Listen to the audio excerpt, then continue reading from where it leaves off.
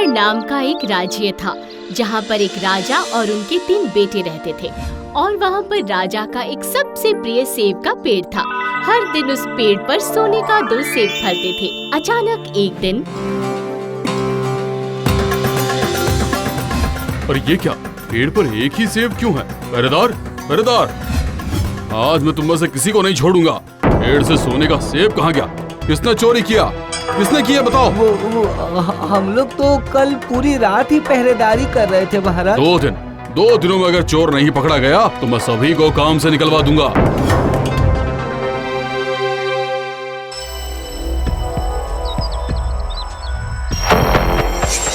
अरे आज तो पेड़ पर एक भी सेब नहीं है।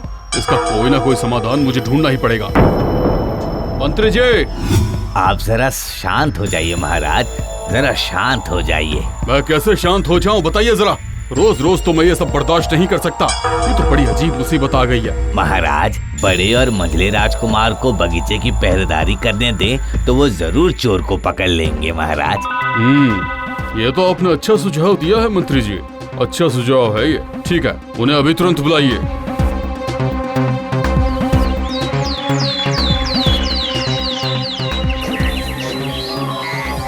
आपने हम लोगों को बुलाया पिताजी? मैं क्या बताऊं बेटा, मैंने कितने सारे पहरेदारों को नियुक्त किया लेकिन सेब चोर तो पकड़ा ही नहीं जा रहा। इसलिए अब मुझे तुम दोनों पर ही भरोसा है। आप हम दोनों पर अपना भरोसा बना के रखिए पिताजी। मैं और भैया दोनों मिलकर चोर को पकड़ लेंगे। आशीर्वाद देता हूँ बेटा, और तुम लोग दोनों सफल होंगे।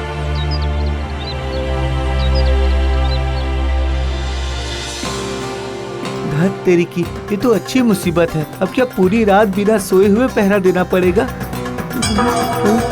कौन है? अरे मैं हूँ भाई, मैं हूँ। मैंने एक ऐसा उपाय सोचा है कि तुम सोच भी नहीं सकते। सुनो सुनो सुनो,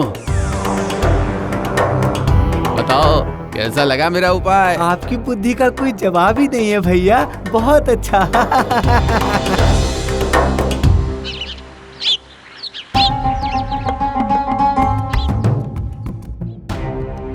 आओ, मैं तुम लोगों का ही इंतजार कर रहा था। एक हिरण रोज आपके सोने का सेब खा जाता था पिताजी। कल रात हमने उसे मार दिया और उसका चमड़ा अपने साथ लेकर आए हैं आपको दिखाने के लिए। ये देखिए उसका चमड़ा। वाह वाह, तुम दोनों सिर्फ मेरे बहादुर बेटे ही नहीं बल्कि मेरे योग्य बेटे भी हो। अब तो राजगद्दी मिलकर ही रहेगी। हिरण की चमड़ी की तरह दिखने वाला बिल्कुल नकली कपड़ा लेकर आया हूँ मैं।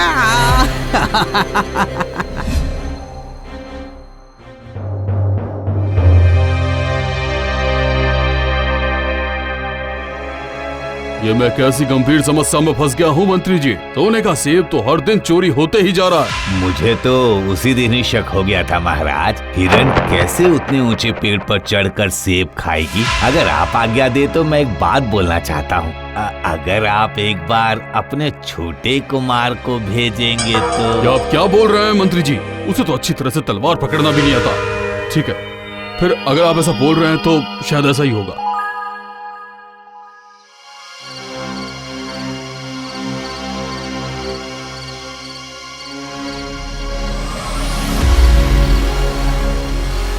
अरे अरे, वो पेड़ के ऊपर वो कैसी रोशनी है?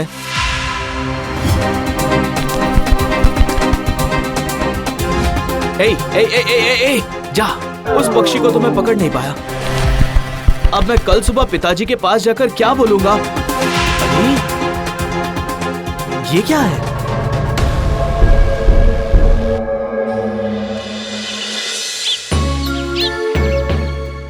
क्या बात है छोटे कुमार, कुछ मिला? नहीं पिताजी, वो तो फिर क्या सुबह सुबह मेरा चेहरा देखने के लिए आए हो? मैं चोर को तो पकड़ नहीं पाया, लेकिन फिर भी एक चीज लेकर आया हूँ पिताजी। ये तो मुझे किसी पंछी का पंख लग रहा है। हाँ, मैंने अपनी आंखों से देखा है पिताजी। यही पक्षी सोने का सेब चोरी करती है। ये उसका पंख टूटकर पेड़ के नीचे गिर गया था। अच्छा, मैं तुम्हें 10 दिनों का समय देता हूँ छोटे कुमार। अगर तुम उस पक्षी को पकड़ कर ले आओगे तो फिर मेरे बाद तुम ही इस राज्य के राजा बनोगे। मैं तैयार हूँ पिताजी, मेरे निकलने का इंतजाम करवा दीजिए।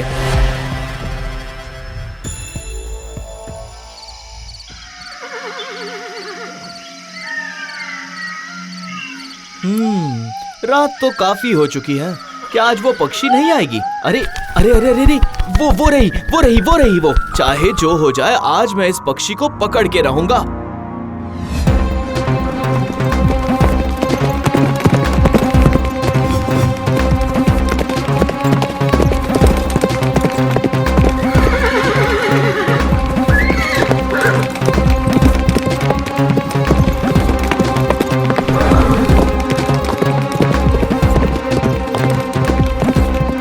रास्ते में चलते चलते बहुत तेज आंधी आ गई और ऐसे में छोटे राजकुमार की आंखों के सामने से वो पक्षी गायब हो गई।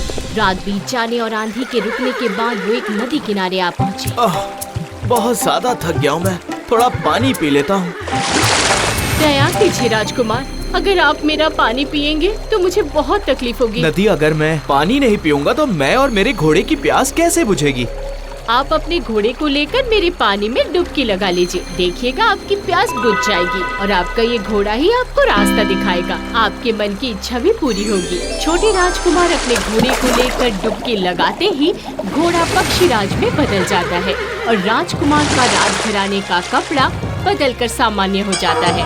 उनकी थकावट दूर हो जाती है और प्यास भी बुझ जाती है। अरे अरे, ये तो चमत्कार है। प्रणाम नदी माँ। चलो पक्षीराज घोड़ा, चलो चलो मेरे साथ। बोलिए छोटे कुमार, मैं आपके लिए क्या कर सकता हूँ? पक्षीराज, मुझे तुम उस सेब की चोरी करने वाली पक्षी के पास लेकर चलो।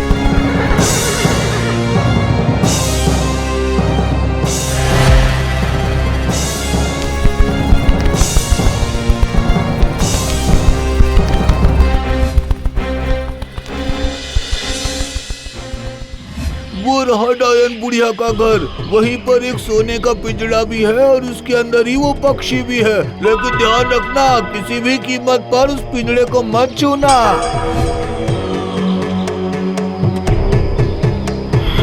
वो रही वो पक्षी। लेकिन अगर पक्षी को पकड़ने गया और वो उड़ के भाग गई तो? नहीं, आज चाहे जो हो जाए मैं इस पक्षी को पिंजड़े के साथ यहाँ से ले जाऊंगा।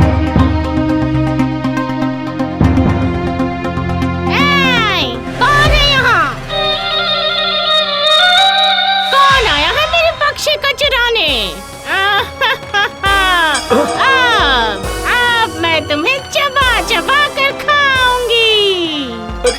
अरे, अब मैं क्या करूं? मुझे बचा लो बुढ़िया डायन, मुझे बचा लो, मुझ पर दया करो बुढ़िया। तुमने क्या सोचा? हाँ, तुम इतनी आसानी से मेरे पक्षी लेकर चले जाओगे? अगर मैं ये पक्षी लेकर वापस नहीं लौटा तो राजा मेरा सर कटवा देंगे बूढ़ी डायन।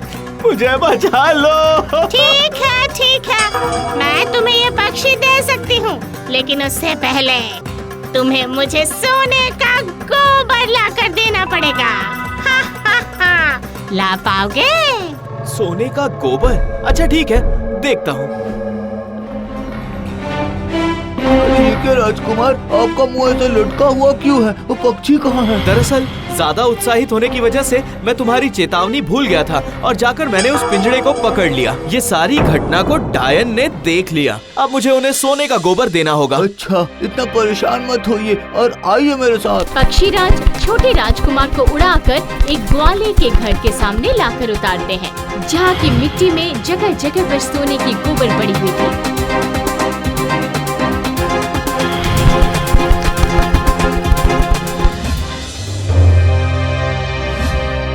ये लो अपने सोने का गोबर, अब मुझे ये पक्षी दे दो। अच्छा ठीक है, तुमने अपना वादा पूरा किया है। हाँ, ये लो पक्षी।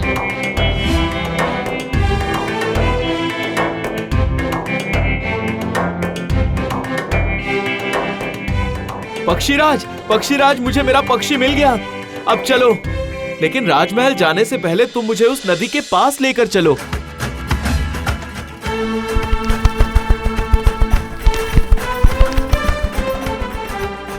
प्रणाम नदी माँ, आपने मेरी बहुत मदद की है, ये मैं कभी नहीं भूलूंगा।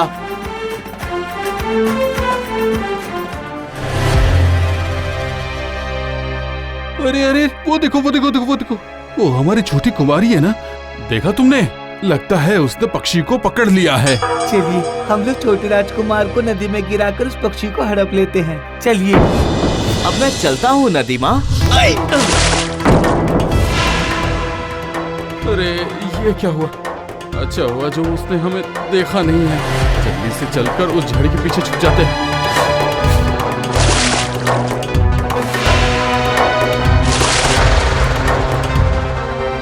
आप कौन हैं?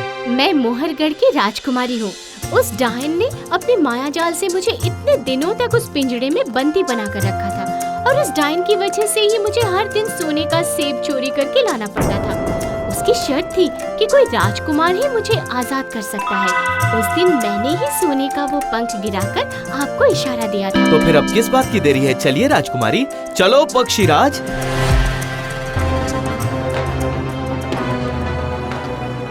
ये जरूर कोई जादुई नदी है। चलिए भैया, हम लोग भी उस पर डुबकी लगा लेते हैं, तो फिर हमारे भी ये कपड़े मणि और रत्नों से भर जाएंगे।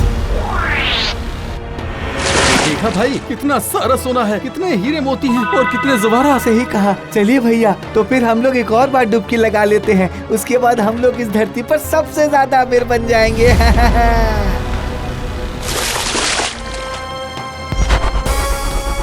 भैया भैया भैया, मैं डूब रहा हूँ। भैया भैया बचाओ। भैया भैया, मैं डूब रहा हूँ। बचाओ भैया। अरे बचाओ, मैं डूब रहा हूँ, बचाओ। तुम्हारे जैसे लालची इंसानों की यही सजा है। छोटे राजकुमार राजमहल में पहुंचकर अपने पिता को सारी बातें खुलकर बता देते हैं। उसके बाद एक शुभ मुहूर्त में छोटे राजकुमार के साथ सेब के पेड़ की राजकुमारी का बहुत धूमधाम से विवाह हो जाता है।